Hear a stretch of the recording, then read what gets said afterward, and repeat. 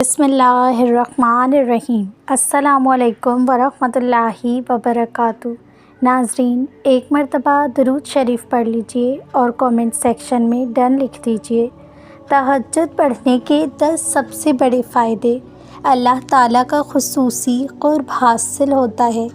تہجد کی گھڑی میں اللہ تعالیٰ بندے سے قریب ہوتا ہے اور اس کی دعائیں قبول فرماتا ہے۔ حدیث قدسی میں ہے کہ میرا بندہ نوافل تہجد کے ذریعے میرے قریب ہوتا ہے، یہاں تک کہ میں اس سے محبت کرنے لگتا ہوں۔ گناہوں کی مغفرت اور بلندی کے درجات تہجد کے گناہوں کو مٹانے اور درجات بلند کرنے کا ذریعہ ہے۔ رات کو قیام کرو یعنی تہجد پڑھو، کیونکہ یہ تم سے پہلے صالحین کا طریقہ تھا۔ یہ تمہارے رب کے قریب کرنے والی، گناہوں کو مٹانے والی اور برائیوں سے روکنے والی چیز ہے۔ رزق میں برکت اور پریشانیوں کا حل۔ تہجد پڑھنے والے کے رزق میں اللہ برکت ڈالتا ہے اور اس کی مشکلات آسان کرتا ہے۔ جو اللہ سے ڈرے گا، اللہ اس کے لیے مشکلات سے نکلنے کا راستہ بنا دے گا اور اسے ایسی جگہ سے رزق دے گا جہاں سے اسے گمان بھی نہ ہوگا۔ جہنم سے حفاظت اور جنت میں بلند مقام۔ تہجد پڑھنے والا جہنم سے محفوظ رہتا ہے اور جنت میں خاص محلات یعنی اس کی اعلیٰ درجات پاتا ہے۔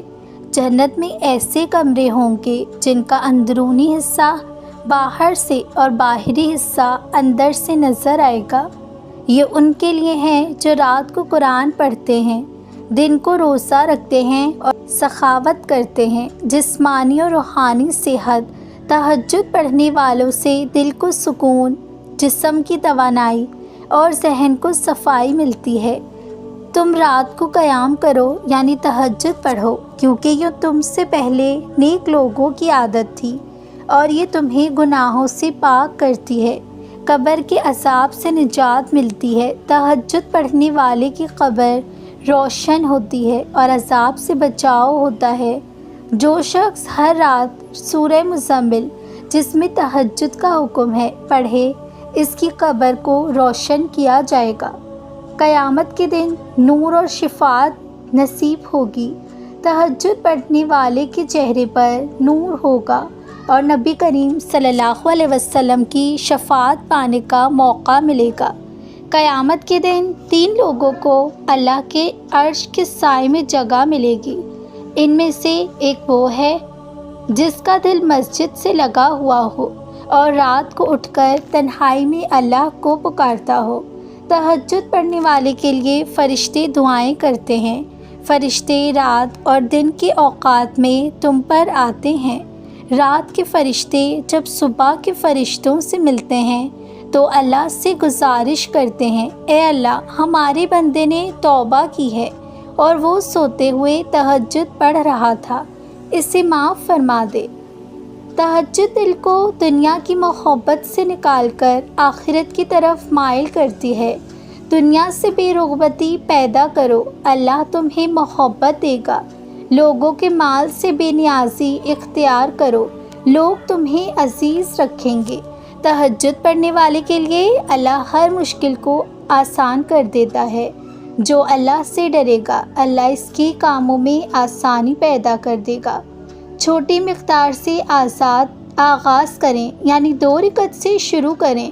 رات کو جلدی سونا، تہجد کے لیے اٹھنا آسان ہو جائے۔ مستقل مزاجی اختیار کریں، ہر روز کوشش کریں چاہے تھوڑا سا ہی پڑھیں۔ نبی کریم صلی اللہ علیہ وسلم کا ارشاد ہے، بہترین نماز فرض کے بعد تہجد رات کی نماز ہے۔ اللہ پاک ہم سب کو تہجد کی پابندی کرنے والے بندے بنائے اور اس کے فضائل سے نوازے۔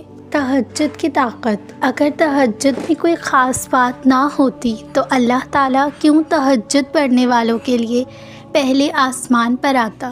اللہ تعالیٰ ان کی دعائیں 7 آسمانوں کے پار سے بھی تو سن سکتا ہے، لیکن پھر بھی اللہ ان سے ملاقات کے لیے تشریف لاتا ہے۔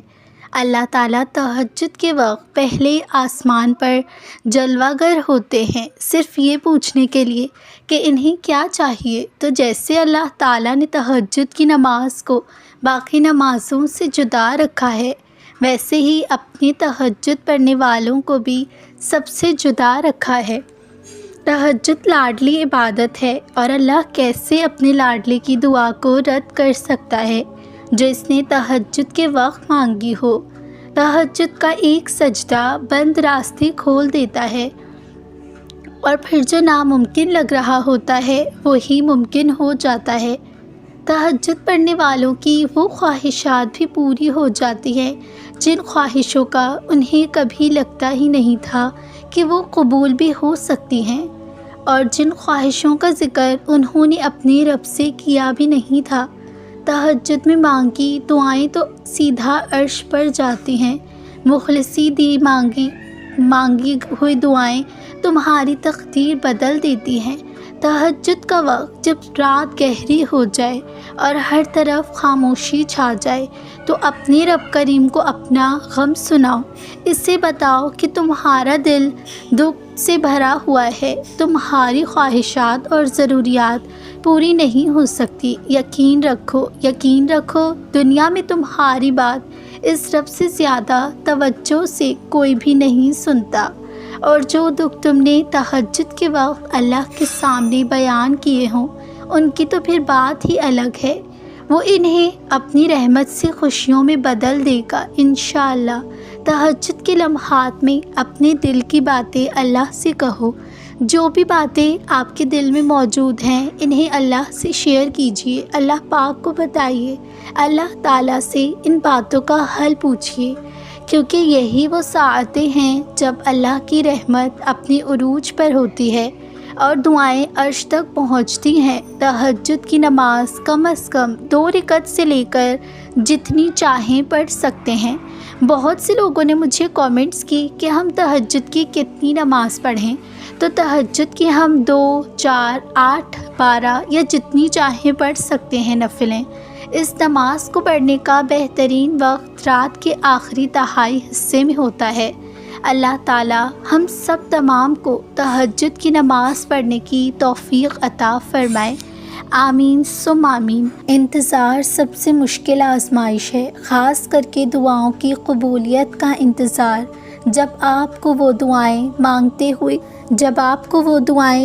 ہوئے ایک لمبا عرصہ گزر چکا ہوتا ہے اور ان کے جواب کا کہیں سے بھی پتہ نہ ملتا ہو، یہ دعائیں تو ہیں جن کے لیے اللہ نے اپنے معجزے بنائے، ورنہ ہم دعائیں تو بن مانگے مل جاتی ہیں آسانی سے، لیکن ایسی دعائیں جو ممکن نہیں لگتی ان کے لیے کرشمے ہوتے ہیں، ان کے لیے کرامات ہوتی ہیں، ان کے لیے کن سے کام بنایا جاتا ہے۔ اللہ ہم سب کے ہر دعاؤں کو قبول فرمائے، اللہ ہم سب کی تمام دعاؤں کو قبول فرمائے، آمین ثم آمین۔ آپ کے ہر مسئلے کا علاج اس وظیفے میں ہے، مگر کیسے؟ تو اس ویڈیو کو شروع سے آخر تک ضرور سنیے گا۔ کبھی ایسا ہوا ہے کہ آپ نے پوری کوشش کی، دن رات محنت کی، یقین کیا کہ یہ کام ہو جائے گا، لیکن آخر میں سب ختم ہو گیا؟ کبھی کسی پر بھروسہ کیا، اس پر دل کھولا، راز سنائے، اور آخر میں وہی آپ کو چھوڑ گیا؟ کبھی بیماری نے جسم توڑ دیا، یا غم نے دل کو بوجھل کر دیا اور آپ کو لگا اب سہارا کوئی نہیں بچا؟ ایسے وقتوں میں یہ کلمات زندگی کا سہارا بن جاتے ہیں۔ اگر اللہ تمہیں تہجد کا پابند بنا رہا ہے تو سمجھو اللہ تمہیں بہت جلد اپنی رحمت سے نوازنے والا ہے انشاءاللہ۔ صبر کمزوری نہیں ہے، یہ تو اس شخص کی پہچان ہے جو اپنے رب کے فیصلوں پر راضی ہوتا ہے۔ جو شخص چلاتا نہیں، شکایت نہیں کرتا، بس چپ چاپ اللہ سے بات کرتا ہے، اللہ اس کے لیے وہ کر دیتا ہے جو دنیا سوچ بھی نہیں سکتی۔ صبر رکھو، اللہ بہترین وقت پر عطا کر دے گا انشاءاللہ۔ ناظرین، امید کرتی ہوں آپ کو آج کے ویڈیو کا عنوان اچھا لگا ہوگا۔ اگر اچھا لگا ہے تو اسے اپنے دوستوں کے ساتھ ضرور شیئر کیجیے، فیڈ بیک بھی دیجیے، کامنٹس کیجیے۔ جزاک اللہ خیراً۔